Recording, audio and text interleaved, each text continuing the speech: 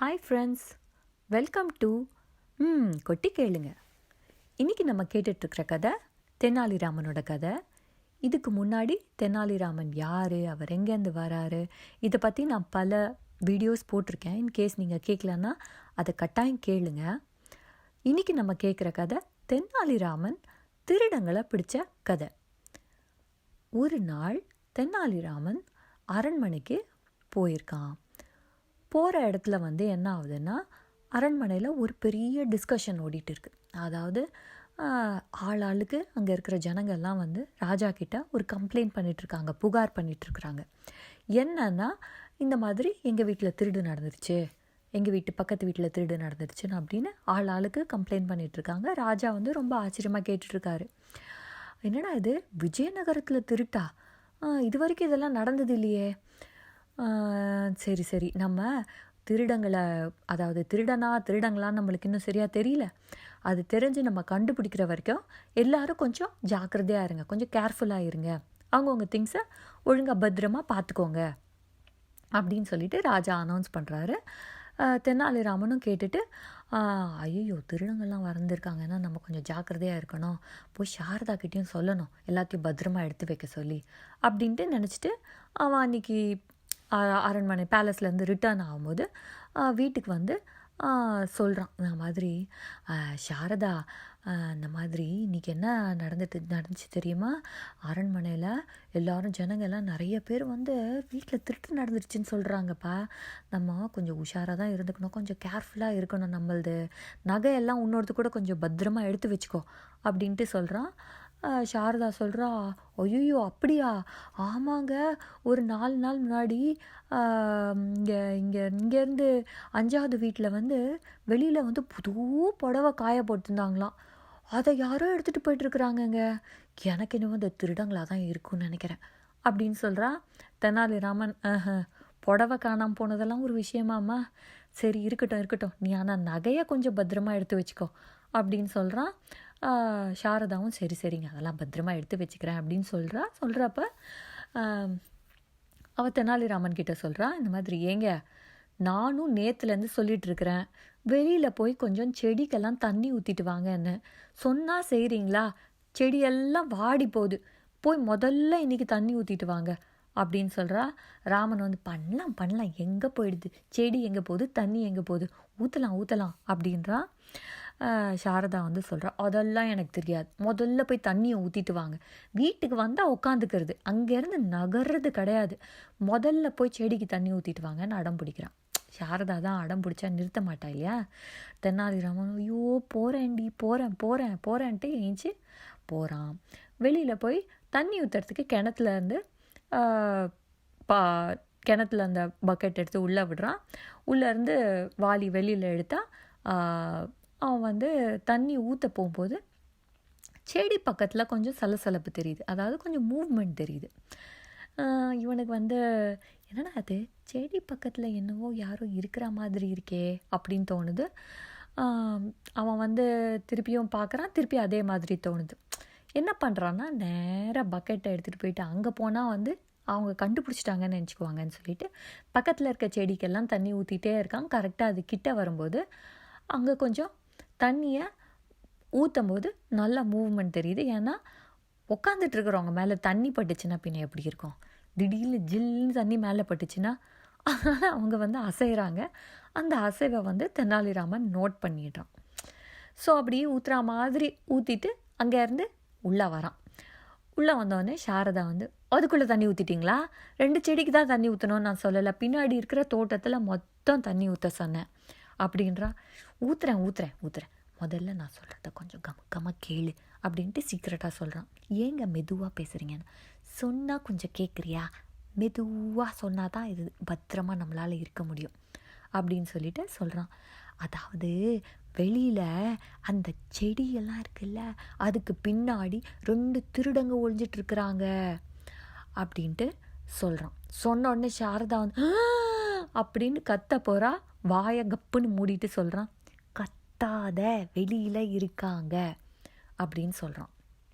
சாரதா என்னங்க சொல்கிறீங்க, திருடங்க இருக்கிறாங்களா, என்ன பண்ணுறது இப்போ அப்படின்ட்டு பயப்படுறா. உடனே தெனாலிராமன் சொல்கிறான், அதெல்லாம் ஒன்றும் பயப்படாத, நான் சொல்கிற மாதிரி செய் அப்படின்ட்டு என்ன சொல்கிறான்னா, ஒரு துணி எடுத்துகிட்டு வா, அது ஃபுல்லாக கல் பின்னாடி பக்கம் போயிட்டு கொஞ்சம் கல் எடுத்துகிட்டு வந்து ரொப்பு அப்படின்னு சொல்கிறான். உடனே சாரதா வந்து கமுக்கமாக பின்னாடியிலேருந்து போயிட்டு நல்லா நிறைய கல்லுங்களை எடுத்துகிட்டு வந்து ஒரு துணியில் எடுத்துகிட்டு வந்து ரொப்பினோடனே அவன் வந்து தெனாலிராமன் என்ன சொல்கிறான்னா, சரி சரி, இப்போ நான் என்ன பண்ணுறேனோ அதை கண்டுக்காத கம்முன்னு என் கூடவே நீயும் ஆக்ட் பண்ணு அப்படின்ட்டு சொல்கிறான்.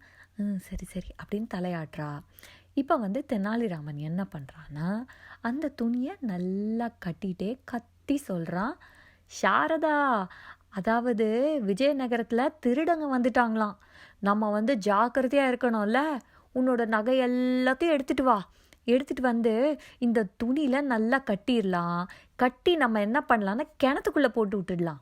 கிணத்துக்குள்ளே போட்டுட்டா திருடங்களால் கண்டுபிடிக்க முடியாதுல்ல, அதுக்கு தான் அப்படின்னு சொன்ன உடனே சாரதா வந்து, ஓ, எவ்வளவு ஜாக்கிரதையாக இருக்கிறீங்க, எவ்வளோ புத்திசாலி நீங்கள் அப்படின்னு சொல்லிட்டு, இதோ எடுத்துகிட்டு வரேன் நான் எல்லா நகையும், ஏங்க நகை மட்டும் இல்லை, அந்த வெள்ளி சாமானும் சேர்த்து எடுத்துகிட்டு வரட்டா அப்படின்னு சொல்கிறான். சரி சாரதா, போய் எடுத்துகிட்டு வா அப்படின்னு சொல்கிறான். உடனே சாரதா உள்ளே போகிற மாதிரி போயிட்டு திருப்பி வரா. இதெல்லாம் வெளியில் செடியிலேருந்து ஒளிஞ்சிட்ருக்கிற திருடங்க வந்து பார்க்குறாங்க இந்த நடக்கிற ஹோல்ஸ் கிட்ட. அதை பார்த்துட்டு அவங்க வந்து உஷாரா இன்னொருத்த கிட்ட சொல்கிறான், டேய், இது யார் வீடுன்னு தெரியுதாடா? தெனாலிராமன் வீடுடா. எப்போ பாரு ராஜா தங்க காசாக கொடுத்துட்டு இருக்கிறாரு, அதனால் இவங்க வீட்டில் வெயிட்டாக கிடைக்கும். இந்த ஒரு வீடை திருடிட்டு போனோன்னா நம்ம பரம்பரையாக செட்டில் ஆகிடலாம் அப்படின்ட்டு 2 பேரும் பேசிக்கிறாங்க. அப்படியாடா, சரி சரி, நம்ம வந்து இன்றைக்கி ராத்திரி இந்த போடுற மூட்டையை நம்ம எடுத்துகிட்டு போயிடலாம் அப்படின்ட்டு பேசிகிட்டு இருக்காங்க. அப்போ இந்த மூட்டையை வந்து என்ன பண்ணுறான்னா, அப்படியே எடுத்துகிட்டு வந்து வெளியில் அவங்களுக்கெல்லாம் கேட்குற மாதிரி தொப்புன்னு அந்த கிணத்துல போடுறான். போட்டால் அப்படியே ஸ்ப்ளாஷ் சத்தம் கேட்குது, வெயிட்டாக உள்ளே போகுது. அப்போ இது கேட்டுட்ருக்கிறவங்க, நல்லா வெயிட்டாக இருந்துச்சு கேட்டியா, இன்றைக்கி ராத்திரி நம்ம வேட்டையை ஆரம்பிக்கிறோம்டா அப்படின்ட்டு அங்கேயே உட்காந்துட்ருக்கானுங்க. ராமனும் வந்து உள்ளே வந்துடுறான். உள்ளே வந்துட்டு கமுக்கமாக என்ன நடக்குதுன்னு ஜன்னல் ஓரத்துலேருந்து பார்த்துட்டு இருக்கான். அவனுங்களுக்கு, அதாவது திருடங்களுக்கு தெரியாத மாதிரி. ஆனால் கொஞ்சம் பதட்டமாக தான் ஓடிட்டு இருக்கு. ஏன்னா என்ன தான் யார் எவ்வளோ தைரியசாலியாக இருந்தாலும் நம்ம வீட்டுக்கு திருடங்க வராங்கன்னா கொஞ்சம் பயம் உள்ளுக்குள்ளே இருந்துட்டு தானே இருக்கும். அதனால சாரதா என்னவோ கொஞ்சம் பதட்டமாகவே பயமாகவே இருக்கிறா. ராமன் வந்து, ஒன்றும் இல்லை, நான் பார்த்துக்கிறேன், நீ கவலைப்படாத அப்படின்ட்டு சொல்கிறான். ஸோ ராத்திரியாவது எல்லாரும் படுக்கிற நேரம் இருட்டாயிடுது. இந்த நேரத்தில் என்ன நடக்குதுன்னா, திருடங்க வந்து அவங்க ஒளிஞ்சிட்ருக்கிற அந்த புஷ்லேருந்து வெளியில் வராங்க. வெளியில் வந்துட்டு அந்த இப்போ கிணத்துலேருந்து எப்படி எடுக்கிறது, கொஞ்சம் கொஞ்சமாக நம்ம தண்ணி இறச்சி கீழே ஊற்றிடலாம், ஊற்றிட்டா உள்ளே எப்படியும் ஈஸியாகிடும் அங்கேருந்து எடுக்கிறதுக்கு அந்த உள்ளே இருக்கிற மூட்டையை அப்படின்ட்டு அவனுங்க 2 பேரும் பயங்கர அதிபுத்திசாலிங்க. இந்த டெசிஷனை எடுக்கிறாங்க. ஏன்னா அதுக்கு மேலே புத்தி இருந்துச்சுன்னா அவங்க ஏன் திருட வர போகிறாங்க. ஸோ அந்த டெசிஷன் எடுத்து என்ன பண்ணுறாங்கன்னா, உள்ள பக்கெட்டில் தண்ணி எடுத்து ஊற்ற ஆரம்பிக்கிறாங்க. ஊற்றிட்டே இருக்காங்க. சாரதா வந்து, என்னங்க பண்ணுறாங்க இவங்க அப்படின்றா. ராமன் சொல்கிறான், நீ ஏதோ தோட்டத்துக்கு தண்ணி ஊற்றணும், நீ அந்த வேலை தான் பண்ணிகிட்ருக்குறாங்க அப்படின்னு சொல்கிறான். சாரதாக்கு ஒரே சிரிப்பு, என்னங்க நீங்கள் விளையாட்டு அப்படின்னு சொல்கிறான். உடனே தண்ணி எடுத்து அவங்க ஊற்றிட்டே இருக்கிறாங்க. இது போயிட்டே இருக்குது, மணிக்கணக்காக போயிட்டுருக்கு. ஆளுக்கு மாற்றி மாற்றி கையெல்லாம் செம்ம சுஸ்தாகிடுது, டயர்டாகிடுது 2 பேருக்கும். ஆனால் எடுத்து ஊற்றிட்டே இருக்காங்க.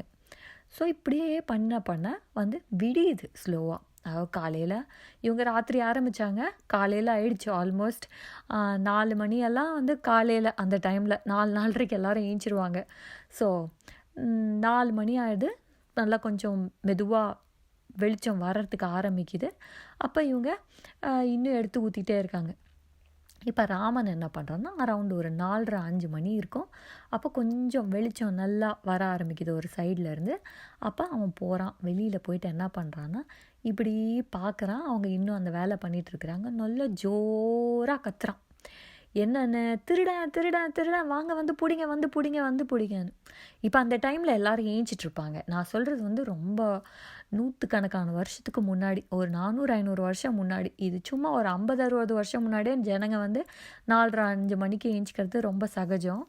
ஸோ இது அந்த டைமில் 4:30-5 மணி அது ரொம்ப நல்ல டைம். ஸோ அந்த டைமில் எல்லோரும் ஏஞ்சினவங்க வந்து கேட்குறாங்க, எல்லாம் திருடன் திருடன்னு, ராமன் வீட்டில் திருடனாமே, ராமன் வீட்டில் திருடன், எல்லோரும் ஓடி வராங்க. திருடங்க அலர்ட் ஆகிறதுக்கு முன்னாடி எல்லோரும் வந்துடுறாங்க, அவங்கள பிடிச்சிடுறாங்க. அவங்களுக்கு சுத்தமாக தெம்பு இல்லை. ஏன்னா ராத்திரியெல்லாம் தண்ணி இறச்சி போடுறதுக்கு அதுக்கும் ஓடுறதுக்கு தெம்பு இல்லை, எதுவும் பண்ணுறதுக்கும் தெம்பு இல்லை. அவங்க வந்து எல்லோரும் பிடிச்சிட்டு ராஜா முன்னாடி எடுத்துகிட்டு போயிட்டு நிறுத்துகிறாங்க. இப்போ வந்து ராஜா வந்து, என்ன ராமன், என்ன நடந்துச்சு, எப்படி உங்களை பிடிச்ச அப்படின்னு கேட்டால் ராமன் வந்து நடந்ததை சொல்கிறான். சொன்ன உடனே அதை கேட்ட உடனே திருடங்க 2 பேரும் மண்டையில் அடிச்சுக்கிறாங்க. ஐயோ ராமா, இது தெரியாத ராத்திரியெல்லாம் இந்த வேலையில் போய் இறங்கி தொலைச்சோமே, ஐயோ நான் நேற்றே நினச்சேன் இது ரொம்ப ஈஸியாக இருக்கிற மாதிரி இருக்கேன்னு. ஏண்டா உனக்கு இது ஈஸியா அப்படின்னு இன்னொருத்த அழுத்துக்கிறான். இவங்க 2 பேர்தும் கான்வர்சேஷன் ஓடுற டைமில் ராஜா வந்து சிரிப்பு தாங்கலை, விழுந்து விழுந்து சிரிக்கிறாரு. என்ன ராமன், எப்படி ராமன் உனக்கு மட்டும் இப்படியெல்லாம் தோணுது, சூப்பர் போ அப்படின்ட்டு ரொம்ப சந்தோஷப்பட்டு ஆஸ் யூஷுவல் ராமனுக்கு வெயிட்டாக ஒரு ப்ரைஸ் கொடுக்குறாரு.